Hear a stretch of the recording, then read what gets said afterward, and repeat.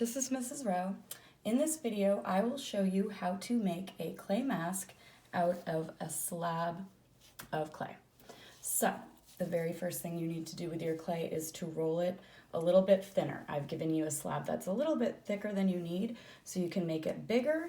And if you would like a circle, you can use the bowl as your stencil. So you're gonna need to make your slab bigger anyway because the circle does not fit. When rolling out your slab, it's easier to roll while standing because you have a lot more strength when you're standing up to press down and roll. If you're not pressing while you roll with the rolling pin, you're not going to get your slab any wider or thinner.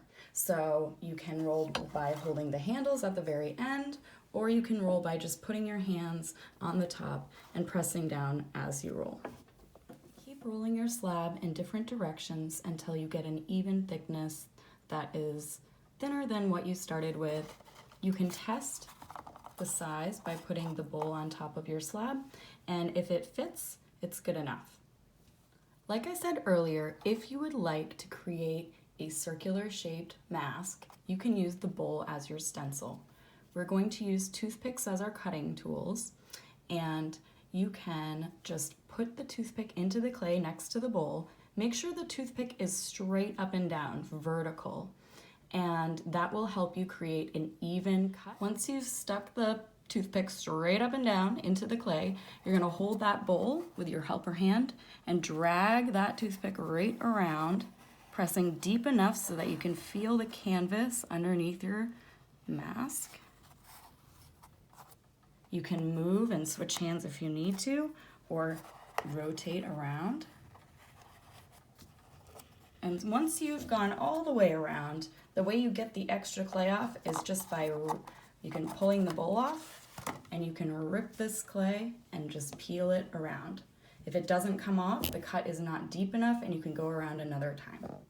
If you would like to cut out small details from a slab, think things like with a cookie cutter or ears, and these extra pieces are big enough, don't crumble up this extra clay and just put it to the side so you can use that for some of your details. So what I mean by that is, for example, if I would like a ear on my cat that is a triangular shape, I can keep this flat piece of clay, this flat slab detail, and cut it to the exact shape and size I would like it to be.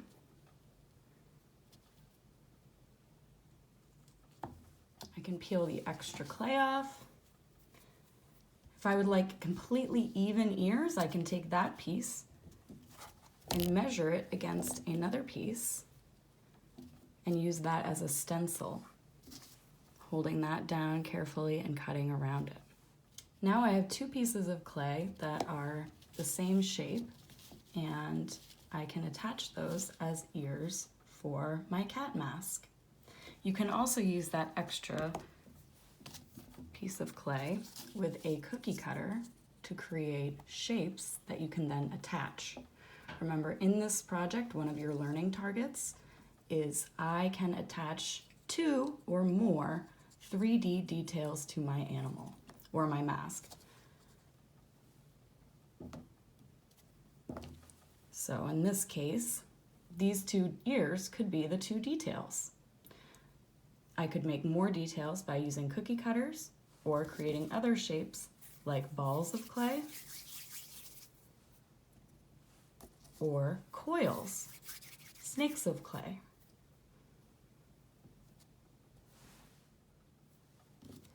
You can also use the cookie cutters to make holes in the mask. So for my plan, I had 2 star eyes that were holes.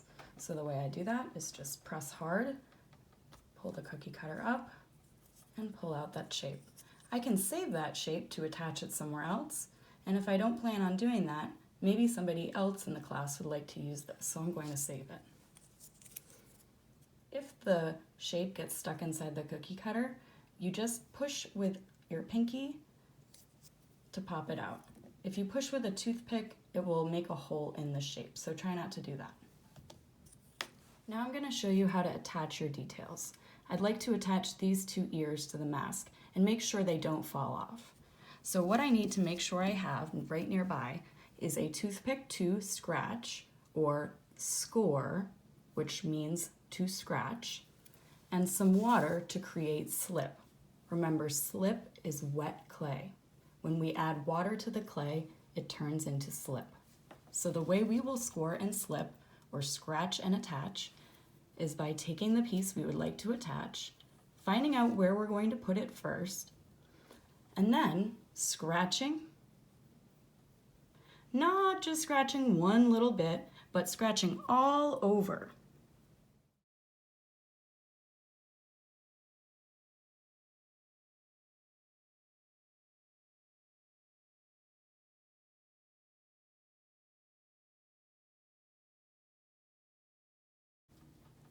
And I'm going to make sure I scratch and get it extra rough, not just a couple scratches, but a lot. I can always smooth it out if I make too many scratches. If I do not scratch, it will fall off when it dries.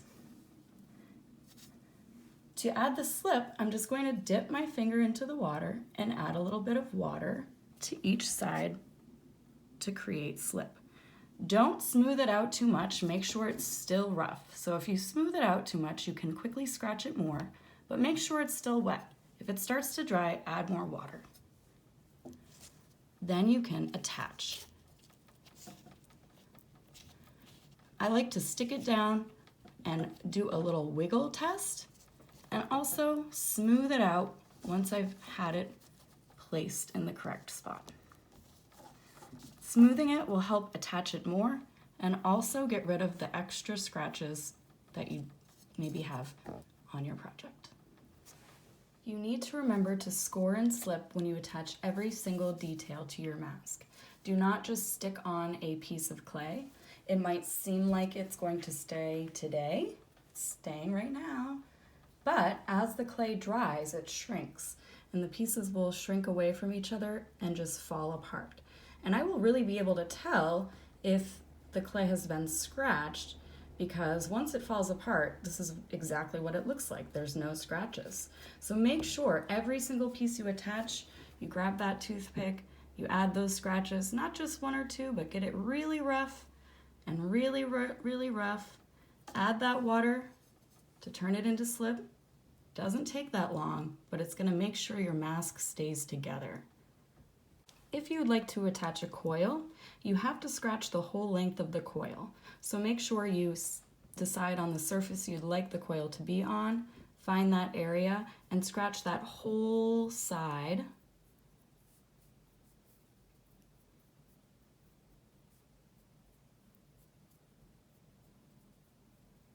And also where you want to attach it. One way you can kind of see where you're going to attach is by adding a tiny bit of water before you scratch the other area. Press down where you'd like to attach it lightly, and then you'll get a little bit of an outline where you can scratch. Remember, don't push too hard with the toothpick onto the mask. You don't want to cut a hole, you just want to get it rough.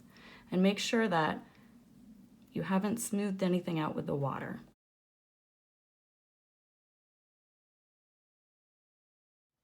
You can use the toothpick to cut complete free-form shapes and holes into your mask.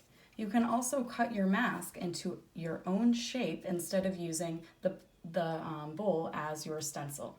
So for example, you could use this toothpick to cut your own wavy shaped mask out of the square slab that you roll out.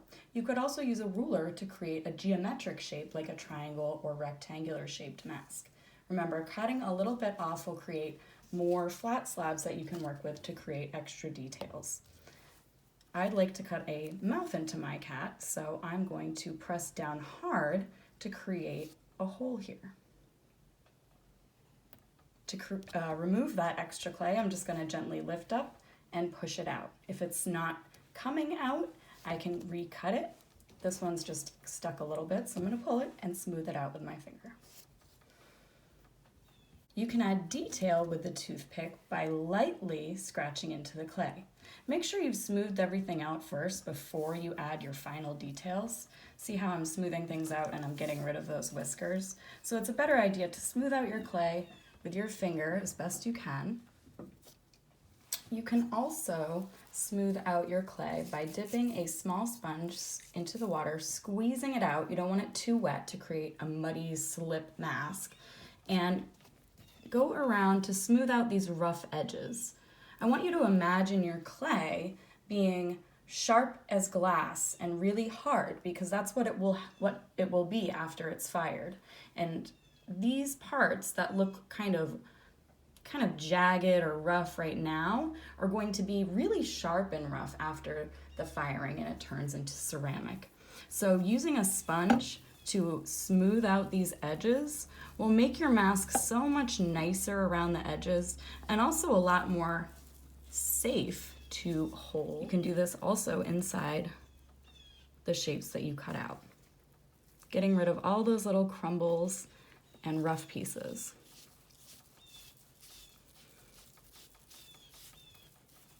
Finally, use that toothpick to scratch in any final details that you'd like.